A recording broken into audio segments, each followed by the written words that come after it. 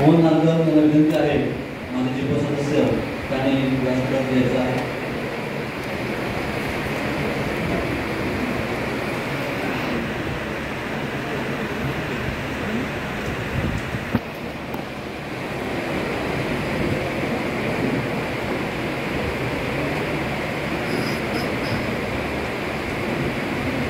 महाराष्ट्राचे आराध्य दैवत आई तुळजाभवानी, हिंदवी स्वराज्य संस्थापक छत्रपती शिवाजी महाराज आणि हिंदवी स्वराज्य संरक्षक माननीय छत्रपती संभाजी महाराज, मराठी माणसाला ताठ मानेने जगायला शिकवणारे वंदनीय हिंदू हृदय सम्राट बाळासाहेब ठाकरे यांना मानाचा मुजरा.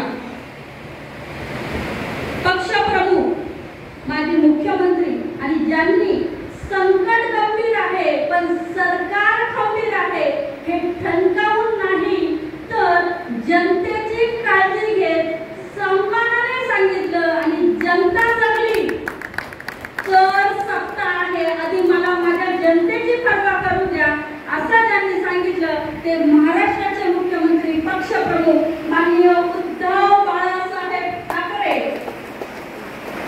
महाराष्ट्र हा शाश्वत विकासाच्या दृष्टीने प्रगतीपथावर गेला पाहिजे हे सांगणारे युवा सेना नेते माननीय आदित्यजी ठाकरे यांच्या मार्गदर्शनानुसार आज या ठिकाणी मी तुमच्याशी संवाद साधण्यासाठी उपस्थित झाली.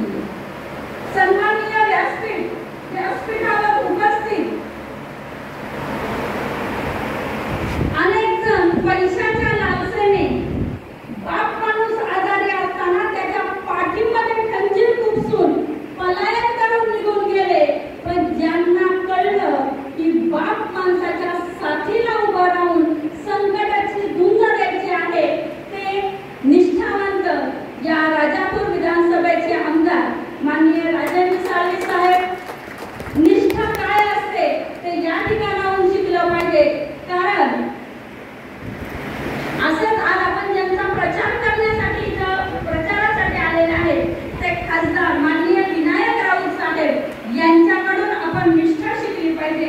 व्यासपीठावर उपस्थित काँग्रेस जिल्हाध्यक्ष अविनाशजी लाड साहेब, माजी आमदार गणपतदादा कदम आणि इतर आमचे नेते वडले साहेब ज्यांचं भाषण आपण ऐकणार आहात.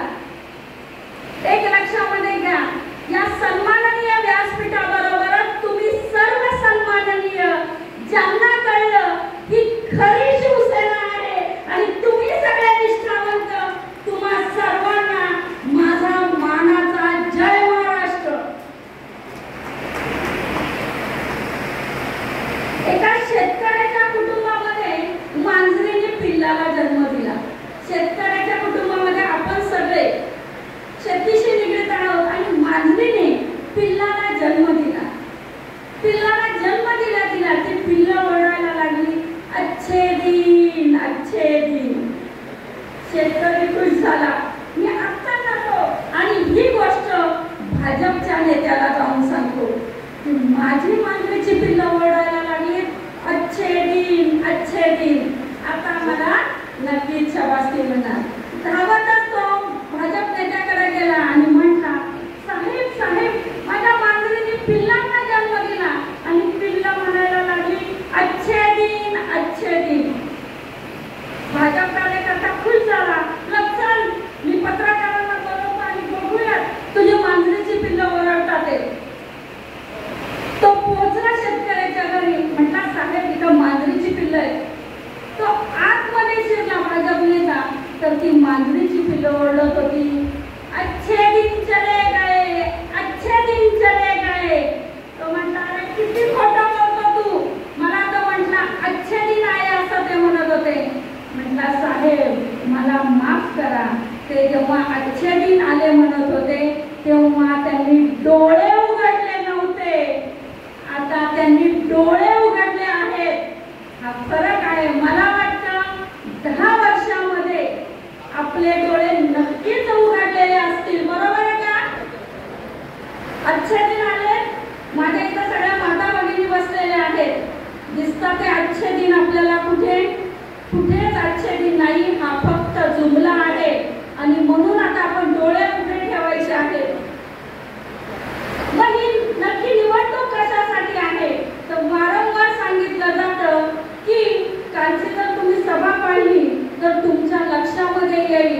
पुण्यामध्ये सभा झाली आणि पुण्यामध्ये नरेंद्र मोदीजी एवढंच म्हणत होते की आम्ही संविधान कधी बदलणार नाही.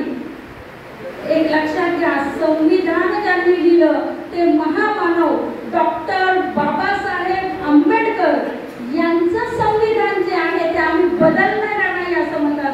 अहो पण 10 वर्षामध्ये तुम्ही काय केलं हा जर विचार केला मग आम्हाला प्रत्येकाला जर वाटत असेल काय आहे संविधान, एक पुस्तक आहे.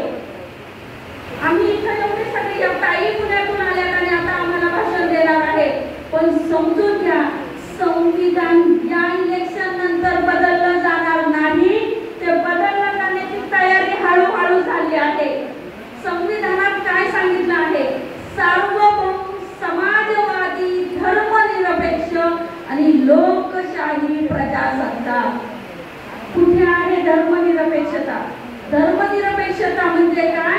सर्व धर्माचे नागरिक समान आहेत. प्रत्येकाला शिक्षणाचा, विचार मांडण्याचा, उपजीविकेचं साधन मिळण्याचा समान अधिकार आहे. आहे तुम्हाला तो अधिकार? आज ज्यांनी कोणी म्हणून विरोधामध्ये तोंड उघडली त्यांच्या मागे ईडी, सीबीआय लावली गेली आणि जे ज्या ईडी, सीबीआयच्या धमकीला घाबरले नाहीत त्यांच्या मागे आज जेलवाडीची वेळ आलेली आहे. मग आहे का? आहे समाजवाद आहे. पुढचं तत्व आहे समाजवाद. समाजातील म्हणजे या भारत देशातील संपत्ती, आर्थिक संपत्ती, आर्थिक समानता आली पाहिजे. पण आता सध्या काय दिसतंय?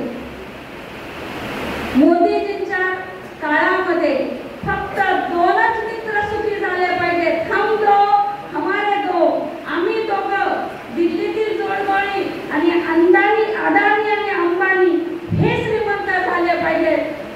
बाकीची जनता आनंदाचा शिधा घेण्यासाठी रेशनच्या दुकानात उभी आहे. आहे आर्थिक समानता. कोटीची भाषणं केली जातात. ताई आपल्याला कशाचा प्रश्न पडतो? महिन्याच्या गॅसचा प्रश्न पडतो, डाळीचा प्रश्न पडतो.